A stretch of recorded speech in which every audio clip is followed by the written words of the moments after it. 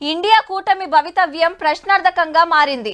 కీలక నేత బీహార్ ముఖ్యమంత్రి నితీష్ కుమార్ కూటమి నుంచి నిష్క్రమించడంతో నాయకులంతా అయోమయంలో పడ్డారు.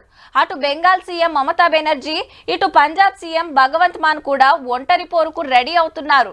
రాహుల్ గాంధీ రెండో విడత పాదయాత్ర సమయంలోనే ఇలాంటి కీలక పరిణామాలు చోటు చేసుకోవటం విశేషం. మరోవైపు భారత రాజకీయాల్లో నితీష్ కుమార్ కొత్త రికార్డు సృష్టించారు.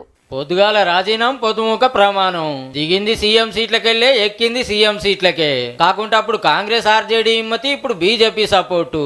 3 ఏళ్లలో 3 మాటల ముఖ్యమంత్రిగా ప్రమాణం చేసి కొత్త రికార్డు కొట్టేసిండబ్బా బీఆర్ సీఎం నితీష్ కుమార్ సారు. 2 మాటల కమలం దోస్తు, నడుమిట్లి పార్టీలు దోస్తు. అంగీలు మార్చినంత అల్కగా గ్రూపులు మారుస్తుండు గాని కుర్సీనైతే అస్సలు ఇడిచిపెడతలేడు. ఇంకా గమ్మత్ ఏందంటే ఆర్జేడీకి 79, బీజేపీకి 78 సీట్లుంటే సారోళ్ళ జేడీయూకు 45. ఆ 2 పార్టీలకు వడది కాబట్టి మేము పవర్లో లేకున్నాం మంచిదే గాని మా దుష్మన్ పార్టీ ఉండొద్దని నితీష్ కుమార్ సార్ ఎంట పడుతున్నాయి. హీగేముంది, ఏ పార్టీని నారాజు చేయకుండా 4 వద్దులతోటి 4 వద్దులు వీళ్ళతోటి సోపతి చేసుకుంటూ సమన్యాయం చేస్తున్నట్టుండు.